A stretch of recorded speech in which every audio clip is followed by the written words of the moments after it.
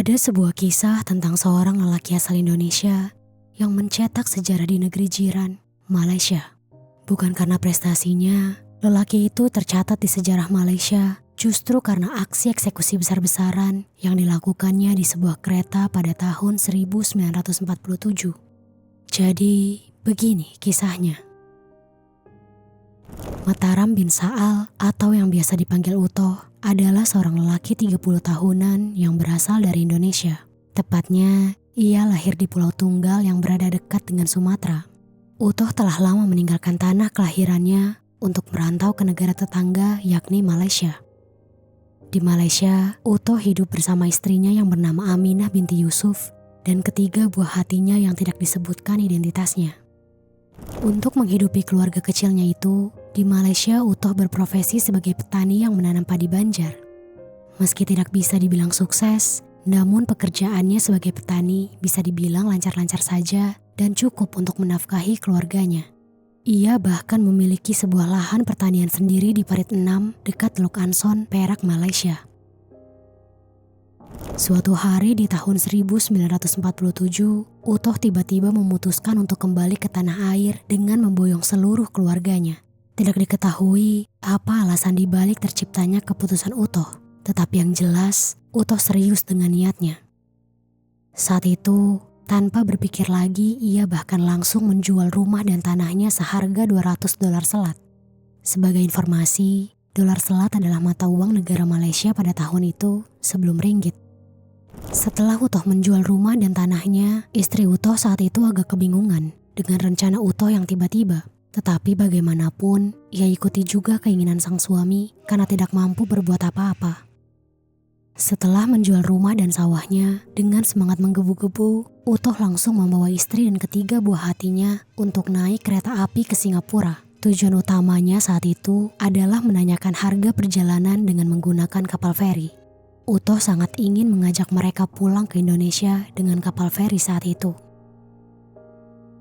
Sayangnya, ketika sampai di Singapura, ternyata harga perjalanan dengan menumpangi kapal feri sangatlah mahal dan tidak sesuai dengan biaya yang dimilikinya dari hasil menjual rumah dan sawah saat itu.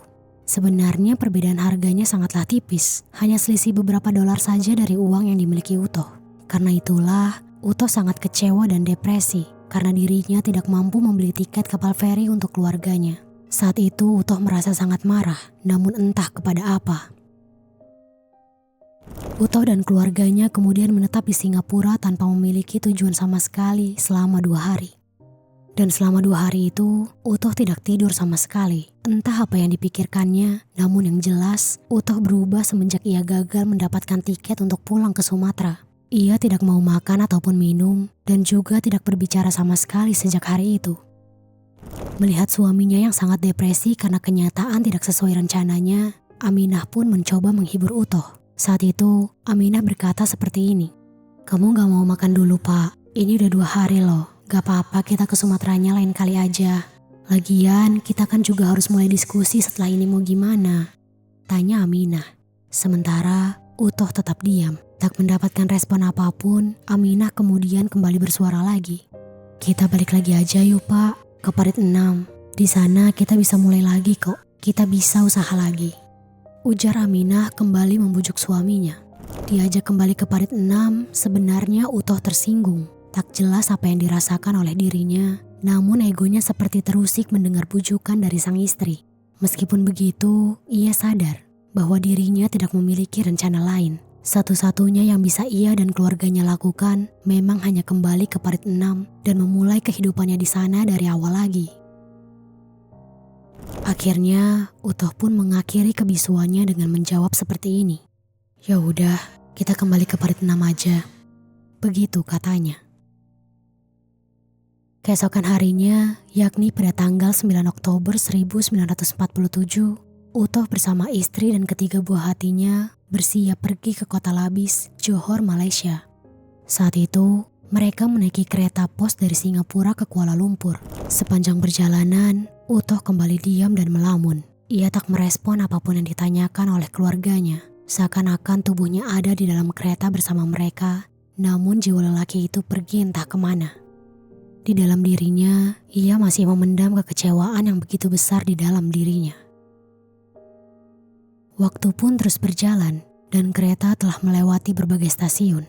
Kemudian sekitar pukul 6:10 malam ketika kereta baru saja melewati Bangi dan sedang dalam perjalanan menuju Kajang, Utoh akhirnya tersadar dari lamunan panjangnya. Ia kemudian tiba-tiba saja bangkit dari tempat duduknya. Saat itu istrinya sempat bertanya seperti ini. "Mau kemana, Pak?" tanyanya. Namun, Utoh tak menjawab pertanyaan sang istri dan malah pergi begitu saja meninggalkan keluarganya di gerbong tersebut. Utoh berjalan memasuki gerbong restoran.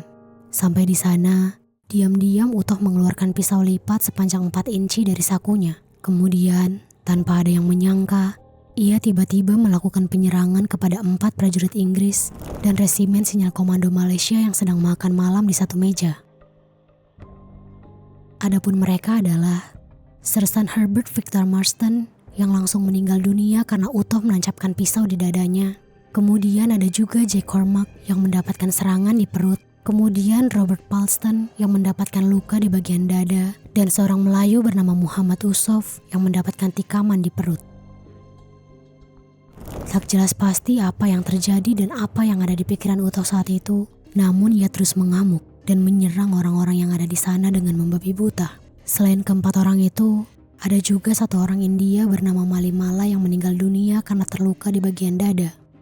Sebenarnya Malimalai sempat mendapatkan pertolongan medis, tetapi akhirnya tetap saja ia gagal bertahan dan menghembuskan napas terakhirnya pada 12 Oktober 1947. Keributan pun tak dapat terhindarkan. Pekikan ketakutan terdengar dari segala penjuru. Keadaan yang semula damai seketika berubah menjadi sangat mencekam. Semua orang yang berada di gerbong itu hanya bisa berdoa agar Utoh tidak menghampiri dan menyerang mereka juga. Polisi kereta api dengan sigap langsung mengerahkan pasukan untuk menangkap Utoh. Namun sayang, mereka kalah tangkas. Ketika kereta diberhentikan sementara, Utoh dengan mulus langsung melompat turun dan tidak terlihat lagi. Utoh langsung bersembunyi dengan berlari sekeras-kerasnya ke arah hutan. Rupanya penyerangan yang dilakukannya belum selesai. Di bawah jembatan dekat rel kereta api, ia kembali menancapkan pisaunya kepada orang asing. Kali ini korbannya adalah seorang gelandangan berdarah Tionghoa. Gelandangan itu meninggal di tempat setelah Utoh menancapkan pisau ke tubuhnya. Setelah melakukan itu, Utoh meninggalkan tubuh gelandangan itu begitu saja dan melanjutkan pelariannya. Setelah berjalan sejauh 3 mil atau sekitar 4,8 km, Utoh melihat sebuah gubuk di dekat Sungai Tangkas.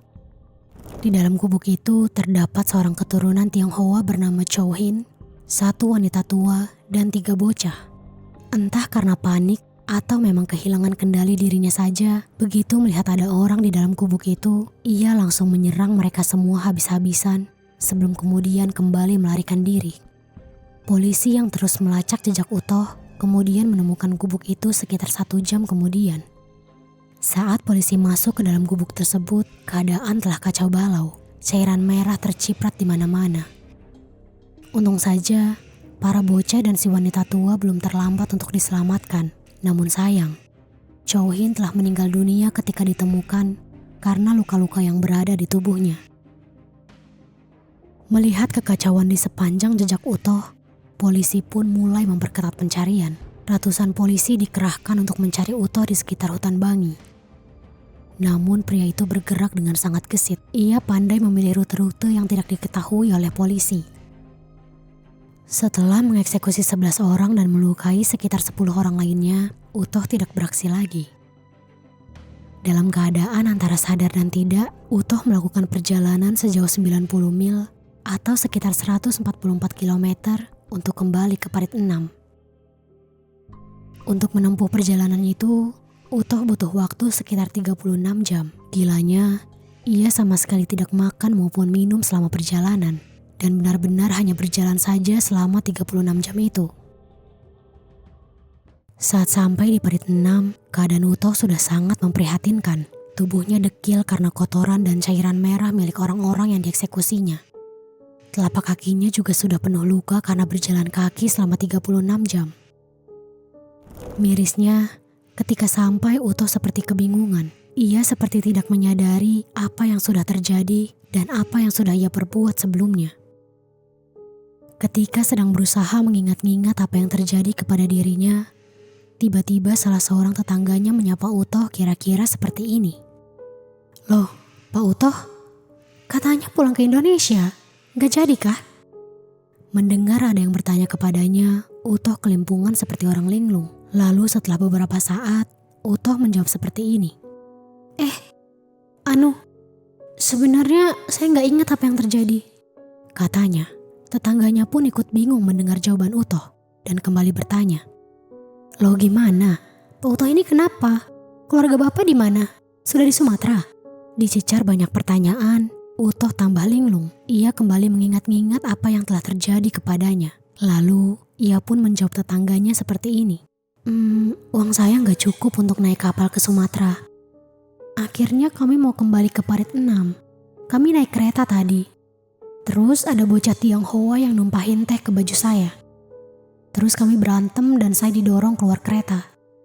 Keluarga saya gak tahu udah di mana." Begitu keterangannya, sama sekali berbeda dengan apa yang sudah terjadi sebenarnya. Kemudian tetangganya kembali bertanya. "Terus Pak Utoh kesininya gimana? Naik apa tadi?" Ditanya seperti itu, Utoh pun menjawab, "Saya gak tahu, saya jalan kaki aja," ujarnya. Tetangganya melihat kejanggalan dari jawaban-jawaban Utoh. Ditambah, lelaki itu tampak kebingungan dan penampilannya pun mencurigakan. Pakaiannya tampak kotor dan di beberapa sisinya terlihat adanya noda percikan. Dan yang jelas, itu tidak nampak seperti noda teh seperti yang telah diceritakan Utoh, karena warnanya kemerahan meski sudah agak pudar. Apalagi, tadi Utoh juga bercerita bahwa keluarganya tertinggal di kereta.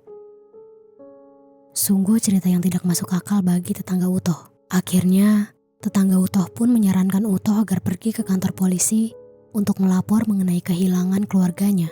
Dan Utoh pun menurut. Kemudian pergilah Utoh ke kantor polisi dengan diantar oleh tetangganya. Sampai di kantor polisi, Utoh ditinggal sendirian oleh tetangga yang mengantarnya.